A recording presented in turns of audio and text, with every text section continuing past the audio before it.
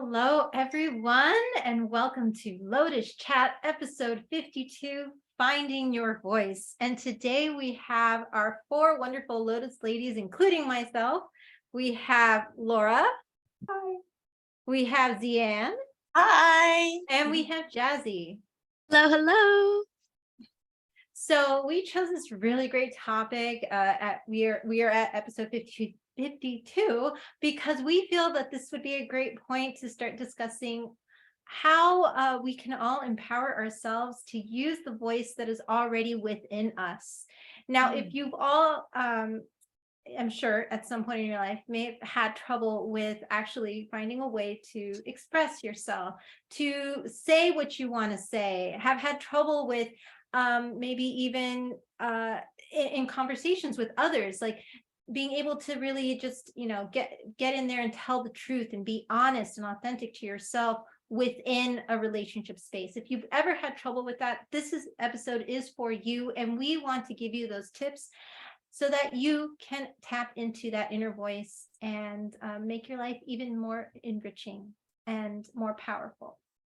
So with our first question today that we're going to discuss is, why is it so difficult for us as humans to speak up in today's society and within relationships?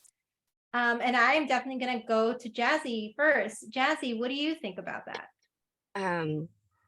So speaking from personal experience, why I have found it in the past to be difficult to use my voice is that I've had secondary emotions that come up for me, or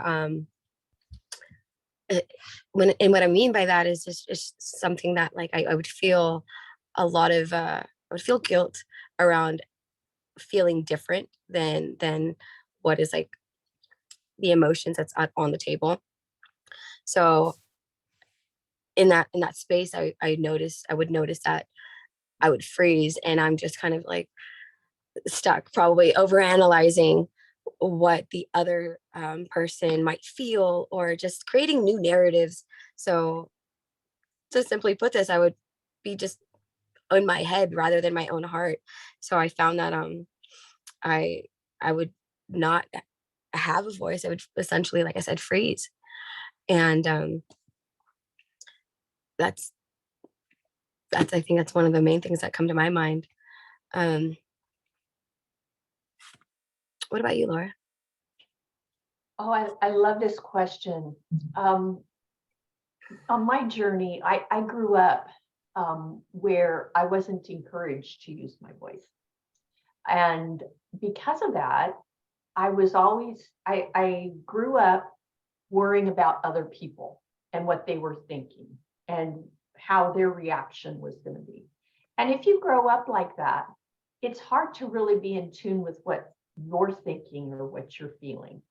And so what I found is I had a very hard time speaking with my voice because I didn't know what to say.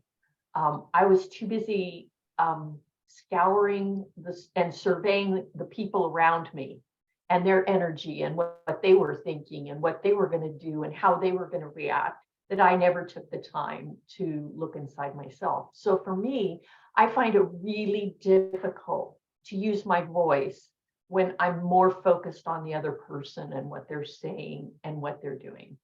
And I kind of want to clarify that. I'm not asking you, listener, to not listen to the other person or not even know what they're saying and just focus on you. But sometimes we're so focused on what the reaction the other person will give us that we really don't even know what we're going to say or what we feel. So for me, I freeze when I'm more worried about the other person. How about you, Zian? Yeah, I totally agree with what you said, Laura. And, when we try to, when we are too over-focused on what other people think about us, that's when we hold back and not realizing that after a couple of minutes, someone else will probably say the same thing, the exact same thing that you have in your mind, So I think for me, it's also the need to kind of please someone and the need to have a harmonious environment, just to keep everybody happy, to keep everything that seems peaceful. I think for me, it's hard to find my voice to voice out something that is against the norm. that is against the, what the boss wants, or against what my parents want, or against what my husband wants, So I think when I am against that norm, that's when I have that fear. And that fear comes from the need to keep everybody happy and having just a really peaceful surrounding. Yeah. What about you, Jen? Oh, Deanne, I loved what you said about wanting to keep the peace, wanting there to be harmony, wanting not to rock the boat, wanting not to go against the grain, go against the norm, go against what is considered comfortable for everything around you. I think those are primarily all the reasons why a lot of us don't speak up. Whether it's within a group setting, external from family and friends, like, I don't know, you can say any type of group setting, or even within a personal relationship. Are you really going to say that and risk possibly losing the relationship? Are you going to risk the relationship becoming tense and stressful if you really say that to that person? I mean, all these things go through your head, which causes anxiety, which causes worry and fear. And those are all things that make us kind of stop and say, I don't know if I should say that. If maybe I should just stay quiet, and hopefully things will get better. And hopefully the situation will solve itself. Or hopefully maybe somebody else will come in and say exactly what I wanted to say, and I wouldn't have to be the one to take responsibility for saying that. Now, those are all things that I know I've come across, and when you stop yourself from saying something, and I'm like, okay, maybe it's time for me to just step up, have the courage, have that difficult conversation, actually, say something that is going to change a narrative, say something that might change a perspective, because maybe in the end, what you're going to say isn't really going to be a negative result at all. Maybe it's going to, in fact, impact and change somebody's life, or even change an outcome. You just don't know unless you say it. Like, say what you need to say. There's a song that even has it in the lyrics. Say what you need to say. I think this is definitely a good segue into our next question, which is, how can we speak up in all these scenarios and situations? Zian, what do you think? I think it takes a lot of courage to do it, to speak up. But I know for me, what makes it easier is that I always be the person to speak up first, because then I don't need to go through that whole, processing of like, oh, what would these people think? And, not commenting or speaking up based on what other people have said, but really saying something because that's what you truly felt. So I think it takes courage to do that. What do you think, Jazzy? So I've gotten into the practice of saying things and pre-framing that this might be a sloppy, rough draft, but here's what it is. Okay. And allowing my inner guiding system, or as we said earlier, my internal compass, to kind of lead what needs to be said, knowing that my objective is to create harmony. My objective is also to be free within expressing myself. It's just going for it, just knowing that falling back or fawning isn't going to produce the results that I want. And like they say, like, closed mouths don't get fed. So if I don't say what I need to say, how am I ever going to be heard or seen or felt? And I realize not saying my truth or not allowing myself to express is also being insincere. So just allowing my voice to be the instrument of my truth.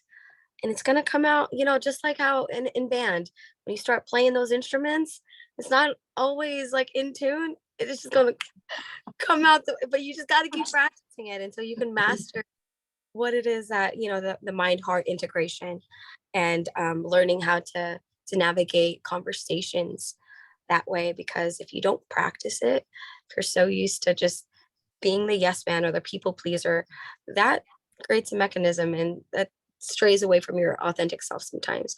So allowing yourself to practice just getting in there and allowing your heart to be heard is a good place to start. It doesn't got to be perfect. You just got to start. So, yeah. Miss Laura? Well, wow, Jazzy, that was great. Thank you so much. For me, it's a little bit different. I tend to be someone that needs to kind of process. I need to what I tend to do is I need to balance my heart and my head. And if I just blurt it out from my head, it comes out harsh. It comes out just, maybe a little sarcastic. And so my heart has to be in control. And so when I have something that's really hard to say, and I've had a couple of really hard conversations in the recent past, I usually think about what I want to say. I take a breath. I go into my heart and I say, what do I want to say? Because Laura, what you have to say matters. And I loved what Jen said earlier. You might change someone's heart. You might change the direction of something if you speak truth. And so I talk to my heart and I say, just say it. And then I just talk in a very calm tone. I don't get emotional, especially with people who are highly charged. I'm like a very non-emotional. I try to never personalize it, but just to say, this is the facts, or this is how I'm feeling, or this is what I'm seeing. And I can't go in thinking I'm going to change somebody else's mind. I have to go in and say, I'm just going to put it out there where my heart is. And I have found more courage being able to do that. When I can't speak my truth, it's because I'm worried about the end result or what the person's going to say. But when the end result is speaking from my heart, it usually works out pretty good. Laura, thank you, all of you, for saying all the different, points that you guys put together there, because it all really does come together in how we can learn how to speak up and those things that we should do when we speak up. So definitely that power of the pause, which is another great Lotus chat episode that we have for listeners to listen to. So check that one out. And there's the power of the pause before you say something. And I know it can be really easy to get in a heated debate with someone where all of a sudden you're blurting out and it's a back and forth and boom, boom, boom. And you're like, whoa, like, where did that come from? And why did you say that? And then it's like, it can get heated. So one of the best ways that you can figure out whether what you're saying is authentic to you, or if you're saying it out of anger, frustration, or, like it's coming out where it comes out, you're attacking someone versus having a constructive conversation with someone, is to that pausing, checking in with your heart, as Laura said, checking in with what your core is saying. Okay, my next response, is it authentic to me? Or am I trying to verbally attack someone and bring them down? Or am I trying to make someone feel less than? And am I trying to win in this conversation? In a conversation, it shouldn't be about who is, I'm gonna beat this. This is mine. I'm gonna win it. I'm right, and the other person's wrong. I mean, that's when it's not gonna end well. So always check in with that heart space and make sure that you're coming from a place of compassion, a place of understanding, a place where you want to speak your truth and allow the other person to do the same, but make sure that you both check in with each other. Am I crossing a boundary with that person by saying this? Am I causing them to feel less than in this situation? Because that obviously is not a constructive conversation. You're not going to get anything out of it. So definitely check in with your heart space. When take the power of the pause if you need to while you're talking with someone during it, and just take it from there. It could even take more than one conversation. Don't try to solve everything in one day. I've tried, and it definitely is not something that's worked for me. So don't try. So our next question is, how do I say something that is hard to voice out? And we just gave some really good examples. And Laura, I'm very interested to hear your take on that. So the balance of, I'm sorry, are we going to talk about saying something that's hard to say? Is that it? Yes. Okay, I'm sorry, I'm really here. Um, for me, it's, I'm a planner. I have to say in my mind and in my heart, what is it that I want to say? What do I want to get across? And I really like what you just said, Jen. It's got to be done in a way where we're not trying to win the argument. We're just stating what it is that we want to say in our authentic way. And so I sometimes I plan if I can, unless it's a off the cuff kind of conversation, but I try to say, what do I want to say and what do I want to convey? And I do it in a way that's not threatening. My voice stays in a very calm manner, but it's also making sure that I don't personalize it. And it's really important for me to not have an expectation of where it's going to go, because I'm just stating what's in my heart. I liked what you said. It could take days, it could take weeks. But the other thing I wanted to add to what you said, sometimes we may have a conversation with someone who doesn't have the ability to speak with their voice. Now, their physical voice might be moving. I'm not talking about that. I'm talking about speak from their heart or speak in a way that we can hear. Sometimes the way it's said is so hurtful. And then we lose our voice because it kind of shuts down conversation. I think we really have to assess in that moment, is this really a conversation or not? And I can't speak for our listeners. I can't speak for each of you, but as we're doing that, there's a difference between saying I need to use my voice on this, but is it a place where you can use your voice? And I think we all need to assess that. Cian, what is hard to voice is something that's hard for you to voice? Thank you for sharing, Laura.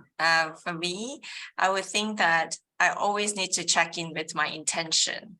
What is the intention of me voicing it out, or what is the intention of that said conversation? Because I think in the past, sometimes when I muster enough courage to have that difficult conversation, and the conversation probably doesn't go with what I imagine it to be before at the beginning of the conversation. And then what works for me is that I check in with my intention. Like what is my intention? What do I want from this conversation? If I'm there to build a relationship, that whatever I'm saying right now, does that help with my original intention? So checking in with your intention, that really helps. Yeah. What do you think, Jazzy? I definitely agree. Knowing where you want to take a conversation, and how you want to apply your authentic message to that.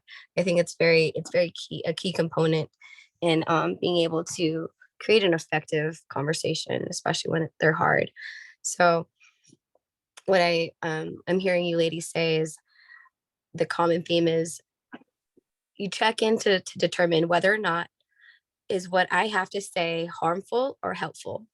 Mm-hmm. Will what I have to say be conducive to harmony? So I think it's very important and it's very helpful to be able to be mindful about where you're going, and knowing your intentions as well. But what's helped me is active listening, as well as speaking sincerely, knowing that my soul has something to say, and so I'm gonna say it the best way I can.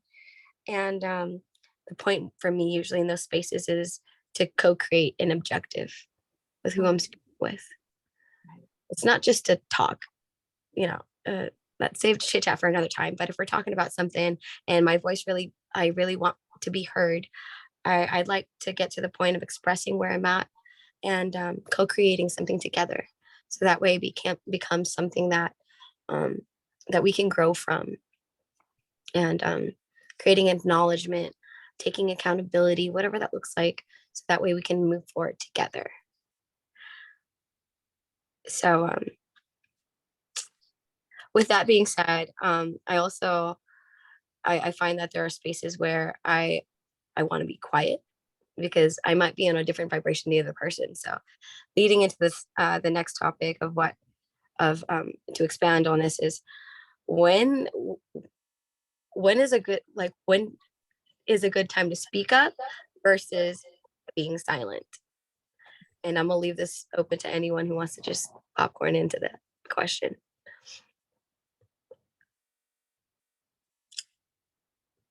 I'll popcorn in.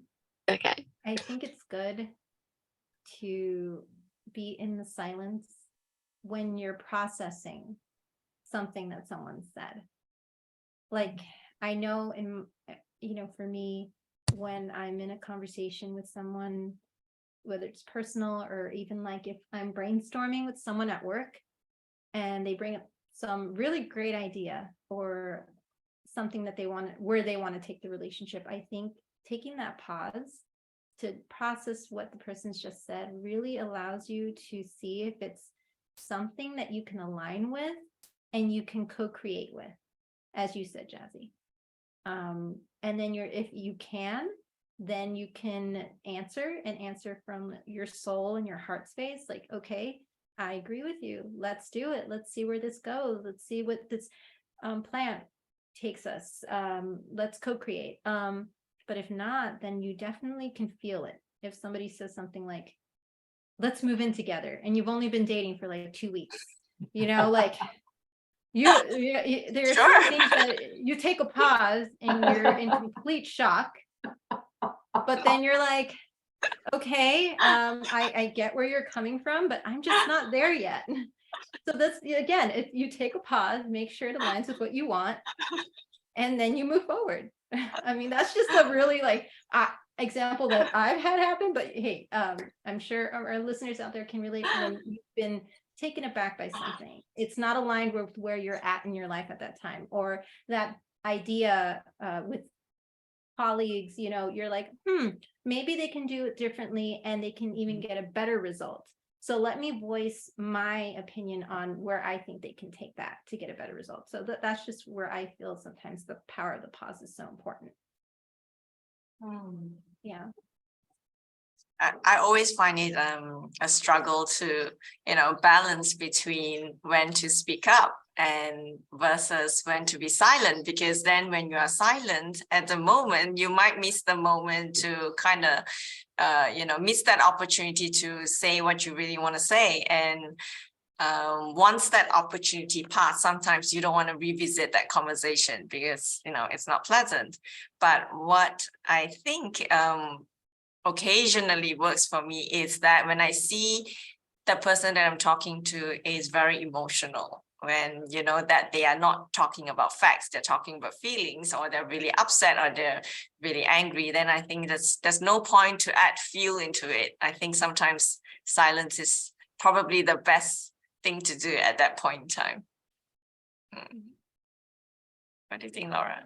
For me, I tend to want to be silent, especially when people aren't really having an authentic conversation. They're maybe angry, hurt, or upset. I think we've heard emotional as well. And sometimes it's just better not to say anything. And I've used the phrase, maybe we should talk about this after we've had some time to think about it. And of course, the person who's highly emotional doesn't like to hear that, but you don't want to say something that's going to be hurtful or harmful at that point either.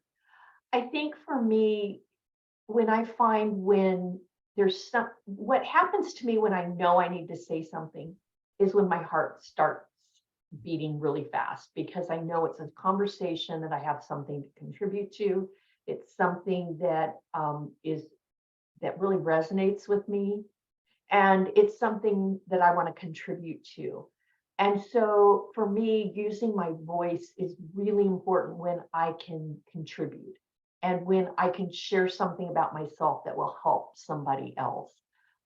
So for me, I will always speak from my heart in that instance. But if I'm speaking with someone who can't have an authentic conversation, then I'm usually like,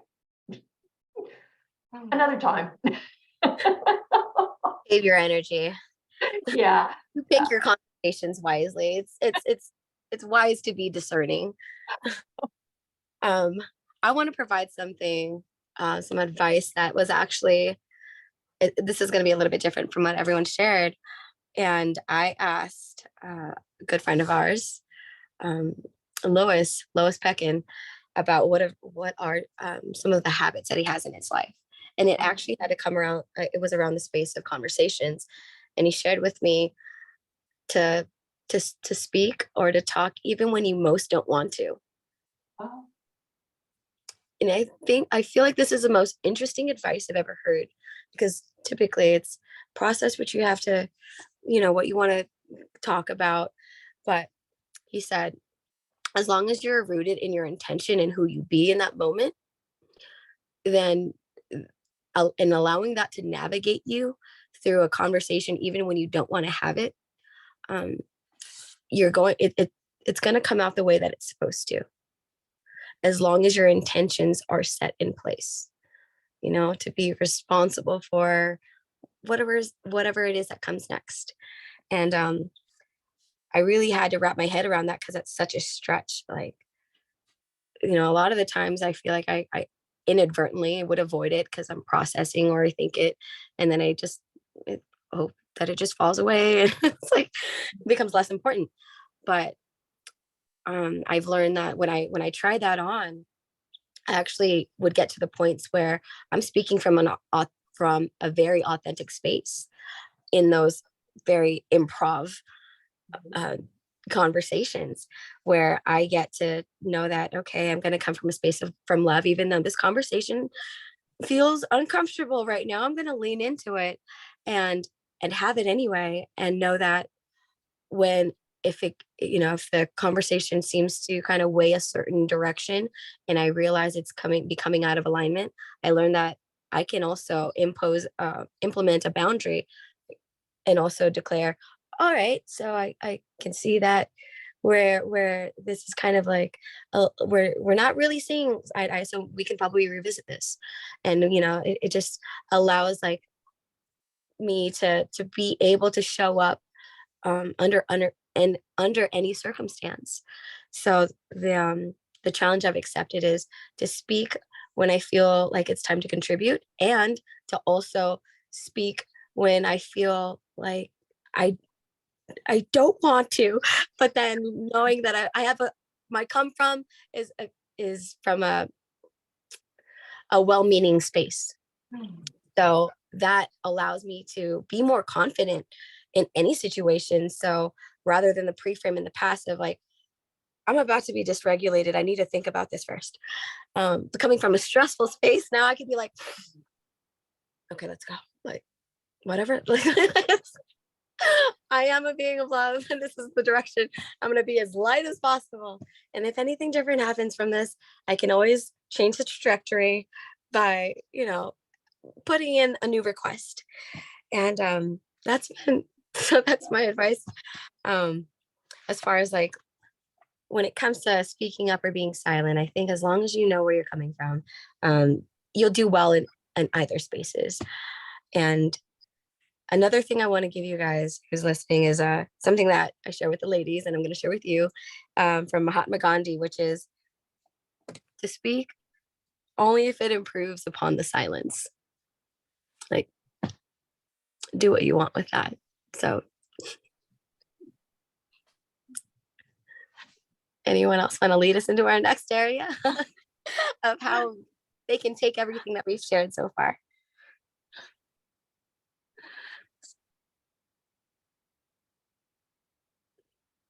It's interesting that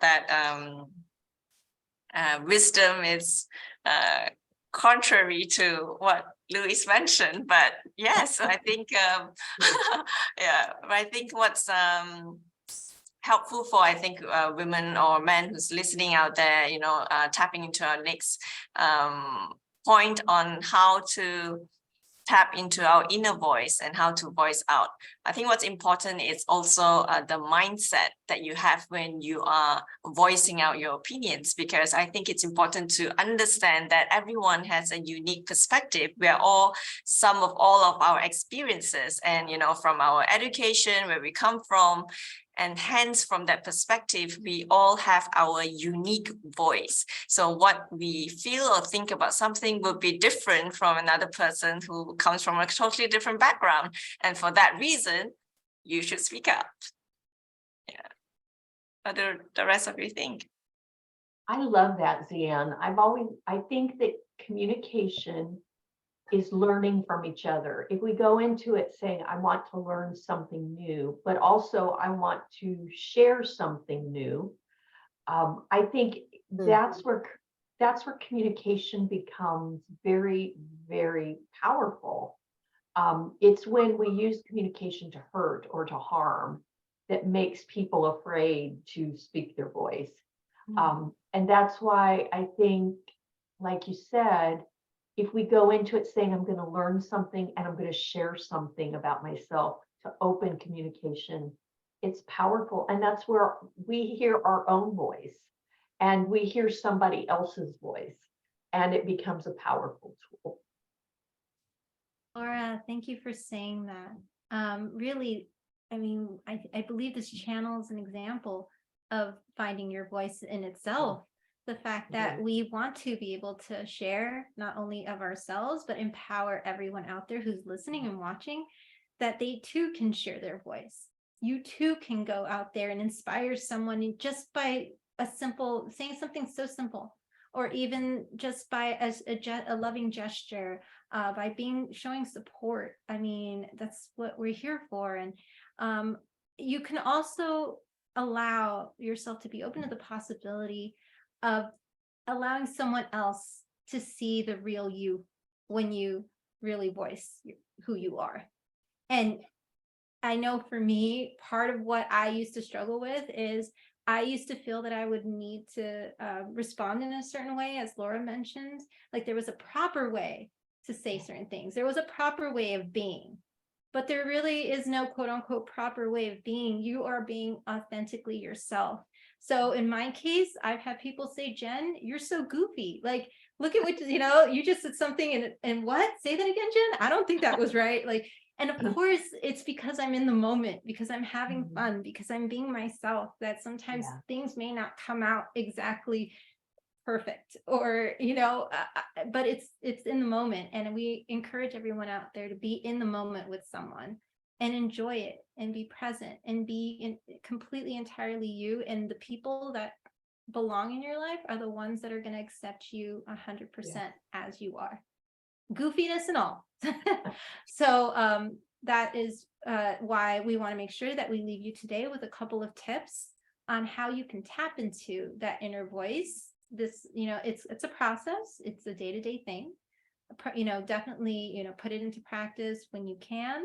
And just remember, these are ways to become more authentically you and show the world how beautiful you are. So Jazzy, you had some really great points that you were going to leave us with today. Yes, I do. Okay, because I love lists, I'm going to share my special little list with you guys. My list for number 1 would be to have the courage to be vulnerable. Number 2 is allow the world to meet you where you're at. And then let go of any secondary emotions that contribute to any narrative that hold you back. So allow yourself to be heard and seen and know where your come from is. And lastly, be unafraid to be the catalyst, to be a bridge, and to be the instrument of truth. That is beautiful, Jazzy. I'm going to take those with me. Thank you.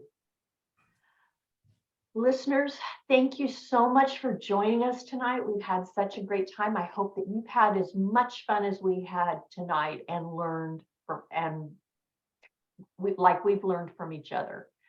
If you are watching us on YouTube, please become a subscriber, and so that you can see every week when we post a new session. If you are listening, or I now understand we can watch on Spotify, please follow us there as well. We would love to know that you're following us. We have a special thing for you who are our listeners. In the comments section, there is going to be a drawing, And we're asking our listeners to put into the comment section the word voice. You can add anything else that you want, but you don't have to do anything but voice. And that will mean that you're joining us in talking about voice. So please do that, and we will have a drawing and you'll be entered into the drawing. So who knows what you're going to win? It's a surprise. And so please do that. And it's also a way for us to get to know you a little bit by seeing who our listeners are. Next week, you're going to want to join us because we're going to talk about guilt and shame. And you're probably thinking, it will be good, I promise you. So I'm looking forward to hearing what the ladies of Lotus Chat talk about with guilt and shame. With that, I would like to say thank you for being with us tonight. And thank you, Jazzy. Thank you, Zian. Thank you, Jen. I've learned so much from the three of you, and we will see you next week. Bye-bye. Bye.